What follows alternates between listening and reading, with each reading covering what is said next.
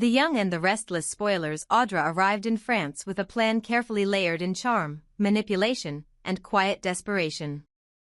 She wasn't just there for a vacation or to escape the echoing scandals she left behind in Genoa City, she was chasing power.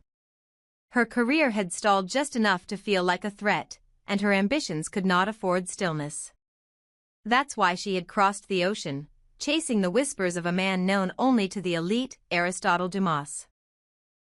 A man said to operate behind layers of shell corporations, with a taste for legacy, secrets, and influence.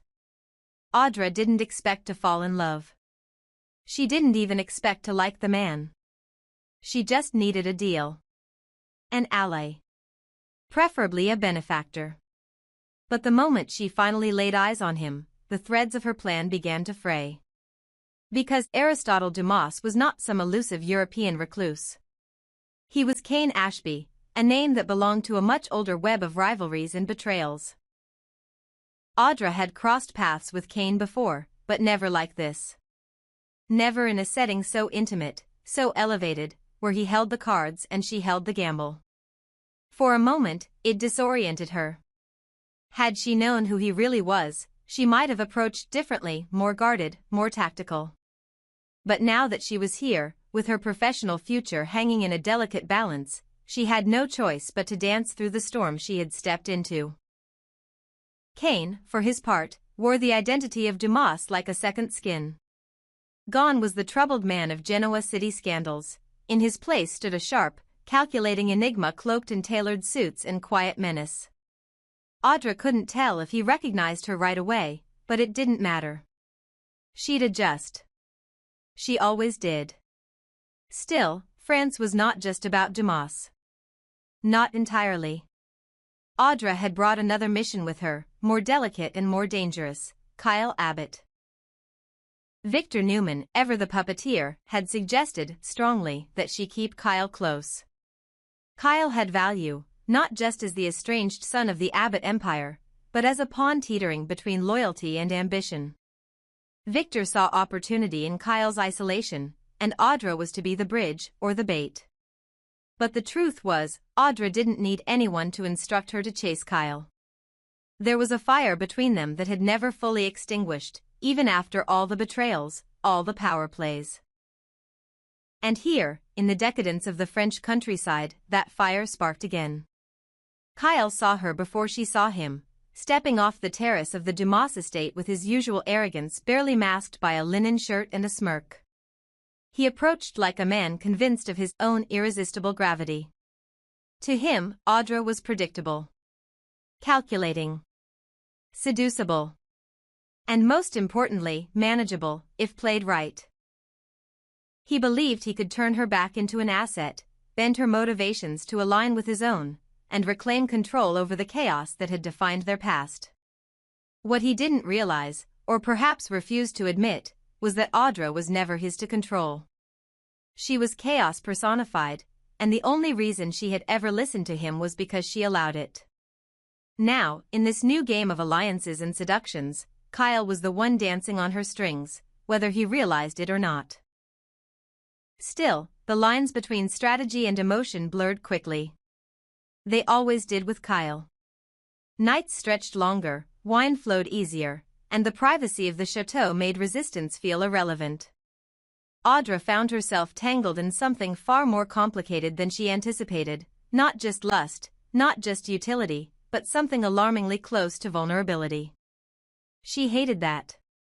She had come here with control, and now she was losing it. Kyle, on the other hand, saw her unraveling as confirmation of his influence. He didn't question the intimacy, didn't see it as mutual destruction. He believed, perhaps foolishly, that he was winning. But beneath the surface, everything was unraveling. The presence of Cain, now Dumas, complicated every move. He watched them both with the dispassion of a man assessing stock, not people. He offered Audra polite smiles laced with warning, subtle nods that told her he knew more than he let on.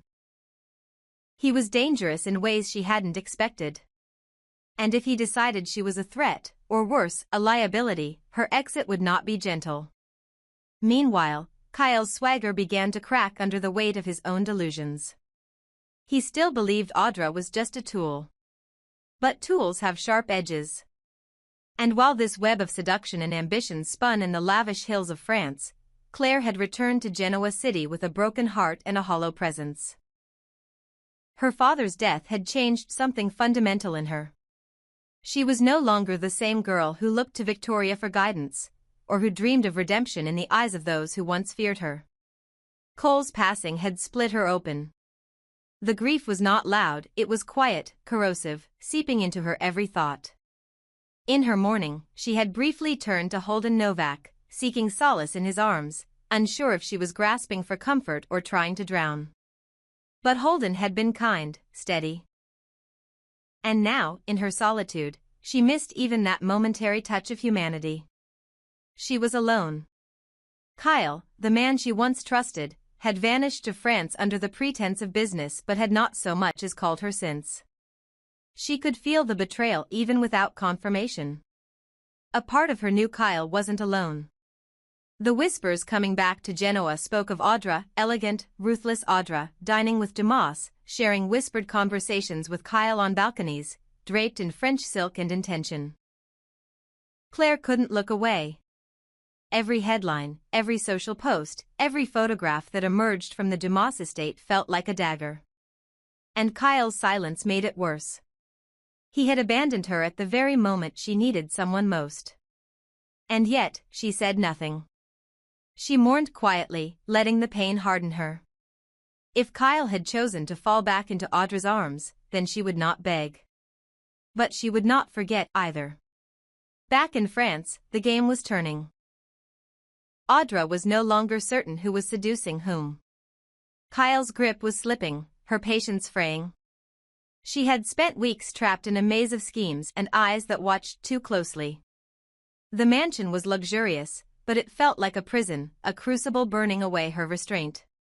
She wasn't used to losing control, but something about this place, about Kyle, about Dumas, was dissolving her edges. She began to lash out, to push Kyle away only to pull him back, to seek validation and then punish him for giving it. It was a dance of destruction, and Kyle, blind to the depths of her unraveling, only leaned in further. And Dumas's Cain watched.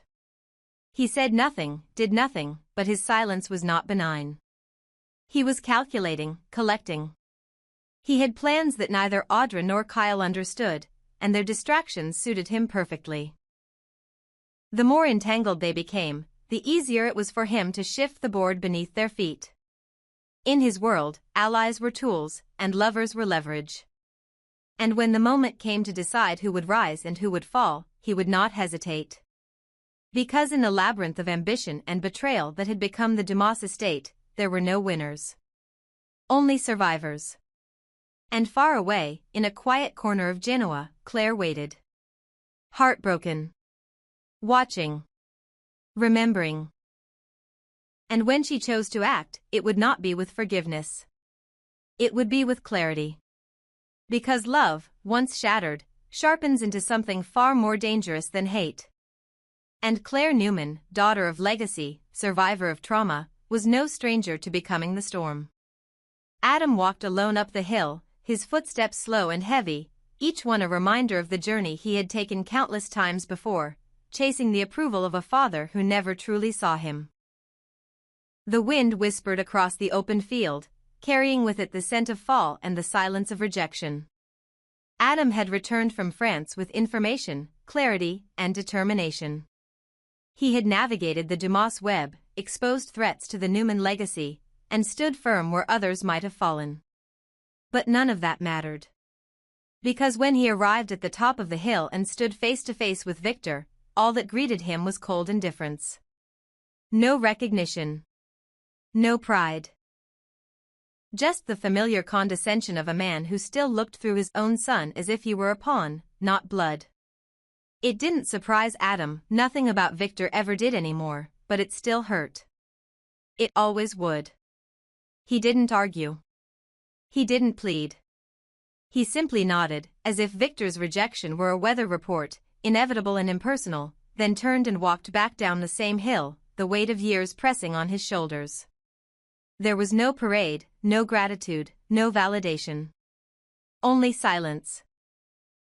And yet, in that silence, something inside him cracked and shifted. He was tired of fighting for a seat at a table where he would never be welcome. Tired of pretending he didn't care. But even more than that, he was tired of being alone. That loneliness had always been there, beneath the ambition, beneath the cruelty, beneath the charm. A quiet ache that no business deal or revenge plot could ever soothe. Chelsea understood that ache. She lived it too. She had tried, more than once, to fill it with men who made her feel seen. Ray, with his calm presence and wounded nobility, Billy, with his chaos and yearning. But neither had lasted. Neither had offered her what she truly needed, not just validation, but permanence. The kind of love that stayed, even when the world turned sideways. And so, when those doors closed and the noise faded, it wasn't Ray or Billy she called. It was Adam. The man who had broken her heart more times than she could count, but also the only one who knew what it meant to live in the shadow of rejection and still crave the light.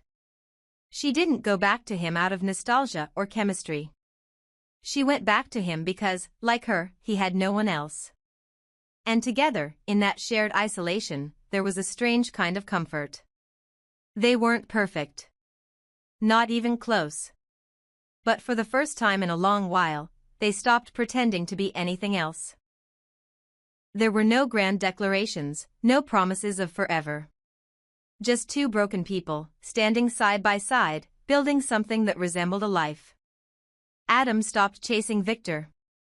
Chelsea stopped chasing fantasies. And in that stillness, they began to find something that looked a lot like peace, fragile, fleeting, but real. Across town, Jack Abbott watched his younger brother spiral again, and the weight of responsibility crushed him with renewed force. Billy was a paradox. Brilliant and reckless, charismatic and volatile, charming and infuriating. Jack had spent decades trying to protect him, to redirect him, to save him from himself. And every time Billy crashed and burned, Jack was there with a blank check and a forced smile, patching up the wreckage, hoping that this time, it would be different. But it never was. And yet, Jack couldn't walk away. Not from Billy. Not from the brother he had once carried home from kindergarten, scraped knees and wild eyes. Because no matter how old they got, Billy was still that boy, lost, impulsive, desperate for something he could never name. This time, it was Abbott Communications. Billy's latest obsession, his new playground of ambition and chaos. Jack had warned him from the beginning, had begged him to take it slowly, to build responsibly, to not let his ego write checks his competence couldn't cash. But Billy didn't listen. He never did. Instead, he pushed forward, demanded resources, steamrolled objections.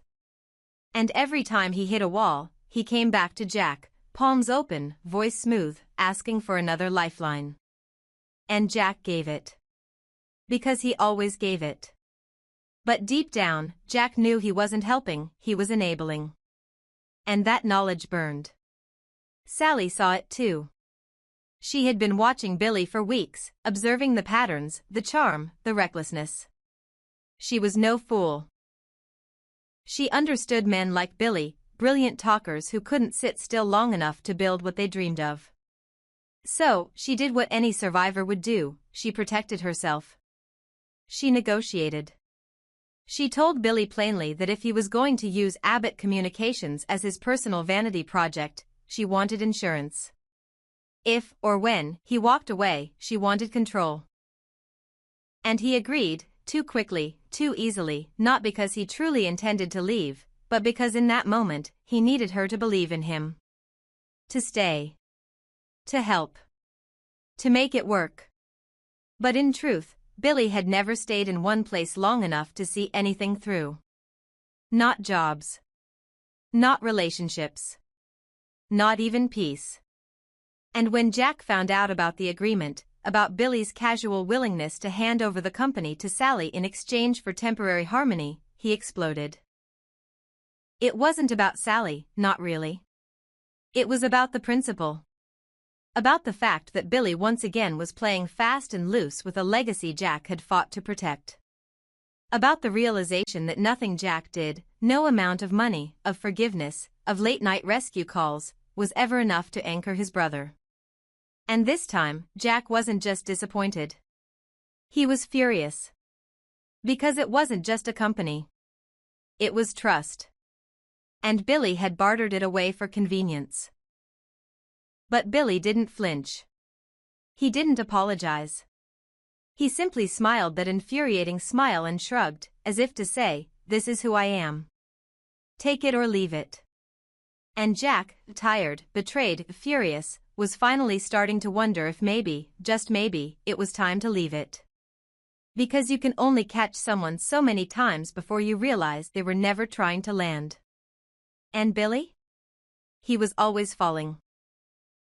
Meanwhile, Sally stood between the two brothers, watching the storm gather, knowing she was both part of the cause and the consequence.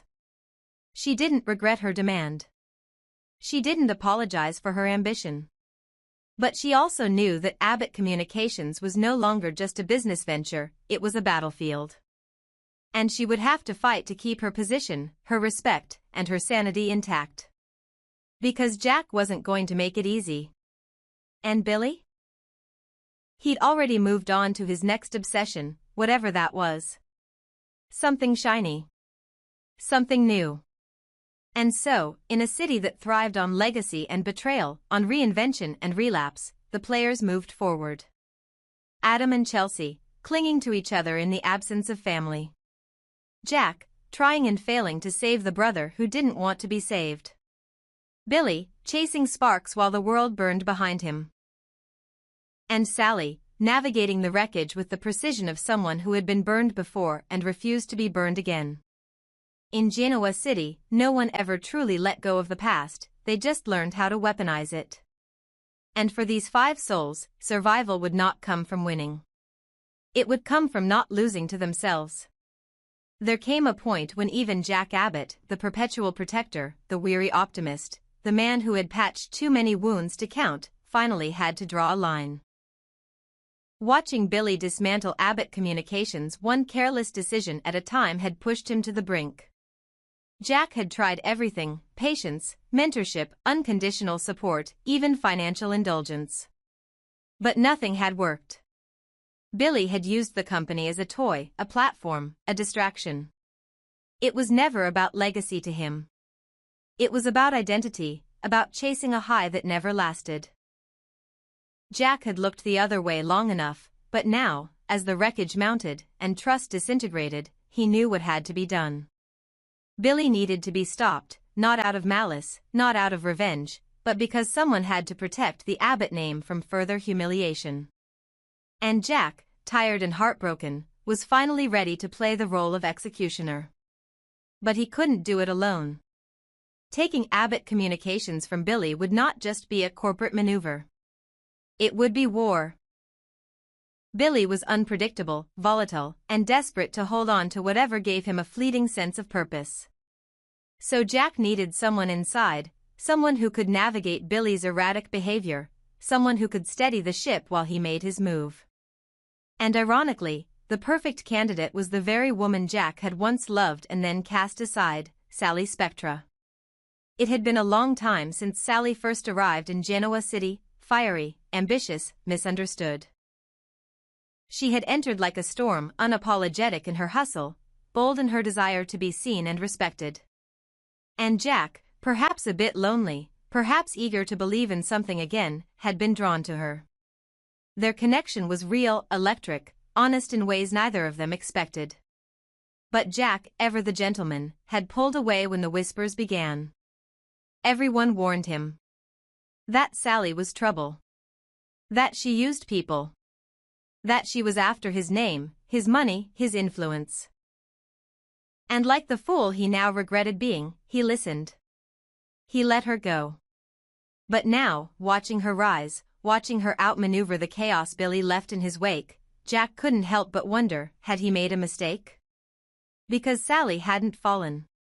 She had grown. She had learned. She had become a woman who understood power and restraint. And if there was anyone who could help him right this ship, it was her. So Jack reached out, cautiously, not as a lover, but as a strategist. He invited her to dinner, not in public, not as a date, but as a conversation. And when she walked into the restaurant, confidence in her step, eyes sharp with curiosity, Jack felt a flicker of something he thought he'd buried, not just attraction, but respect. They talked for hours. About Billy. About the company. About legacy. And somewhere between the first glass of wine and the third round of chess-like corporate planning, the conversation shifted. Jack saw in Sally not the reckless firebrand everyone once warned him about, but a woman who had walked through hell and come out forged. She didn't beg for power. She demanded it, with poise, with purpose. And when Jack laid out his plan, to remove Billy from Abbott Communications and install her as its new leader, she didn't blink. She agreed. Not out of revenge or greed, but because she saw the bigger picture. The company deserved better. And maybe, so did she. But the past had a way of creeping in. Diane Jenkins watched from the edges, her instincts prickling with every quiet interaction between Jack and Sally. She had fought too hard to earn Jack's trust again. Too long in the shadows, proving that she was more than her reputation. Diane had built a life with Jack, a fragile, delicate piece, and she wasn't going to let it slip away because of a woman like Sally. At first, Diane pretended not to care. She told herself it was just business. That Jack was too loyal, too kind, to ever rekindle something with a woman who had burned so many bridges. But Jack's eyes told a different story. The way he spoke of Sally. The way he smiled when her name came up. Diane knew those signs. She'd seen them before, in the early days, when Jack fell fast and hard. So Diane made a choice. She didn't confront him. Not yet. She joined him. She told him she agreed Billy was out of control. The company needed saving. And Sally? Maybe she deserved a shot. Diane offered support, strategy, calm. She played the role of the supportive partner with frightening ease. But deep down, she was watching, waiting, cataloging every moment between them. Every glance. Every laugh. And it began to chip away at her composure.